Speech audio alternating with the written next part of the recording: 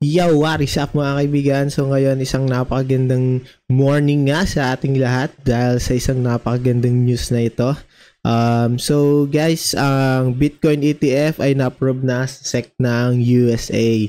So ngayon, pagkakaintindi ko dito sa ETF guys is itong napakalaking news, very bullish ito. So ito nga kanina after daw approve medyo nag-angata ng mga coins talagang ng mga So ang ETF guys, sa madaling sabi ang pagkakaintindi ko dito, exchange traded fund.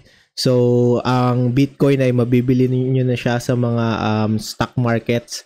So hindi na siya sa mga sa mga Binance, ano bang tawag doon, sa mga digital market na kailangan mo pa ng wallet. So, hindi mo na kailangan ng mga seed phrase, hindi mo na kailangan ng mga trezor dyan. So, malaking bagay to guys kasi yung mga normal na mamamayan, mga normal na investor ay may inganyo sila na bumili ng Bitcoin sa sa mga stock markets. So, kasi less hassle na sa kanila yon, hindi na nila kailangan pa ng mga seed phrase sa mga wallet na yon. Tsaka malaking bagay ito, parang nag-crossover ngayon yung cryptocurrency dun sa mga stock market, dun sa traditional way of trading ng mga tao.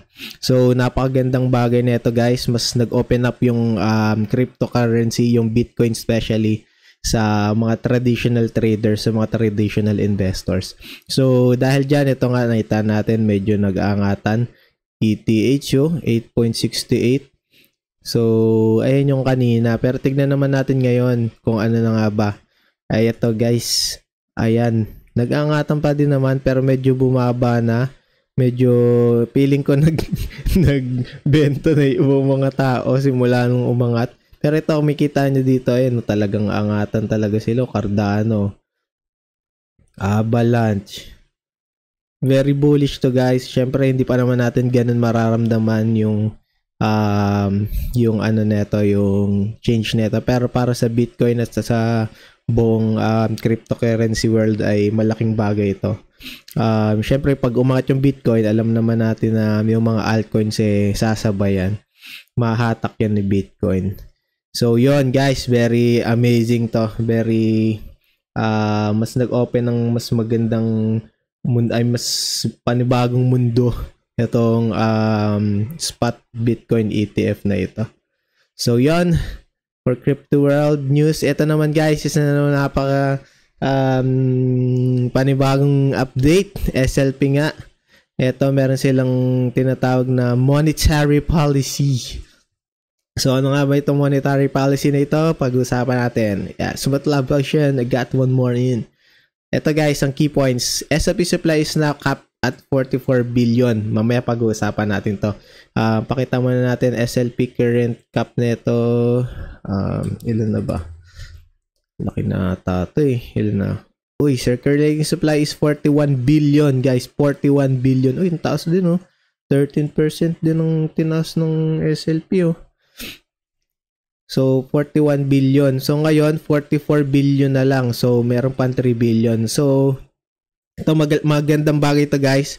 Magkakaroon na siya ng cap, hindi na siya infinite. So kahit pa gaano kadami yung maglaro ng SLP, ayun lang SLP ng Axie Infinity, may cap na siya ng 44 billion. So mas magiging stable na yung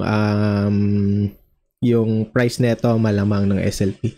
Mamaya pag-usapan natin yan. Ito, for every 10 SLP burn, 2 SLP will be minted to buy back and Stability Fund. We have seeded the Stability Fund with 60,000 USDC. Yan, mamaya pag-usapan din natin yan. Modern central banking targets 2% inflation. We will target 2% deflation for SLP. Yan, so ang mga bangko, syempre tinataas nila inflation. I mean, yung tinatarget nila is inflation. Pero dito sa SLP, tatargetin daw nila ang deflation. Mamaya mapag-usapan din natin yan kung ano ba yung 2% deflation na yan. So why are we doing this? The goal for this program is to create steady and consistent source of demand for SLP and balance supply with demand. Yan. So ang target ng naman nitong monetary policy nito is maging stable yung SLP. Tsaka maging consistent daw yung source of demand ng SLP. So Sa tingin ko, yung sinasabi nila ditong stable is ma-prevent yung malaking dump tsaka malaking pump din syempre ng SLP. Kumbaga, paglalaruan nila yung hindi naman paglalaruan, kumbaga mo-monitor nila yung price dun sa certain cap na ito. So, yan, SLP ito, kwento lang naman yan. SLP daw ay ginagamit para hindi mabugok yung mga itlog ng mga aksi. Yan, kumbaga, pumbabasahin. Akala ko dati, yung Smooth Love Potion, ginagamit yan. Iniinom ng mga aksi. Kasi may nakita akong GIF niyan eh. Wait nga, hanapin nga natin yan. May nakita akong GIF niyan eh. Iniinom nila yung yung Axie. Yung Axie, yung yung SLP. Pero yung pala, hindi pala siya iniinom. Tinuturok pala siya dun sa sa itlog. Ayun, saan na ba yan? Injected into the egg pala. Akala ko iniinom ng mga Axie para mabuntis sila. Yung pala, ituturok mo sa egg para hindi mabugok. So yan, ito guys, ito yung highlights nga kanina. 60k USDC, mamaya may kita natin kung saan nila gagamitin yan. Buyback Stability Fund Program. Ito guys, a buyback and stability fund that programmatically buys SLP when inflation is higher than the target and sells SLP when inflation is lower than targeted. Yan, so sa madaling sabi, ito ginawa pa nila ng kwento. Ito pakita natin muna. Ito yung yung mga nakaraang taon. Sinasabi daw nila na from the past years is deflationary naman na yung SLP. Kumbaga nung 2023 overshot 2% target and was actually 2.8 deflationary. This easy to observe in the data yan. So, makita natin dito guys sa data na mas mataas na yung burning ng SLP kaysa din sa total minted. Laki ng tinaso. So, ibig sabihin ito, simula yan siguro ng Origins dahil syempre magastos yung Origins. Pero, tingin ko hindi pa sila natutuwa dyan. Hindi pa sapat. So, yun nga, sabi nila dito, SLP is more than 10 times more deflationary than ETH. So, diba? Mas madami pa yung deflationary ng SLP sa ETH, pero hindi pa rin siya ganun nataas. Syempre yung demand ng ETH mas mataas pa rin naman syempre kaysa sa SLP. Iyon, ito, SLP Buyback and Stability Fund. So, saan na yun? Ito, yung 60 USDC, it will cover up around 1 year of operation. So, itong 60 USDC na ito, gagamitin nila para sa 1 year operation. Ano nga ba yung operation na yun? Ito yon guys. So, gagamitin nila yung 60 USDC na ito para bilhin ang mga SLP na lumalagpas dun sa target nila. For example, itong January, meron daw na mint na 10 million SLP. Pero ang na-burn ay 100 million. Ay, baliktad pala. Merong na-burn na 10 million SLP. Tapos may na-mint na 100 million SLP ngayong January. So ito yung calculation na mangyari. 100 million minus yung na-burn, 900 million times 12 kasi yearly. So ito 108 divided by certain something, ewan ko ba dyan. So ito na na-compute 2.6% yearly inflation rate. So inflation guys.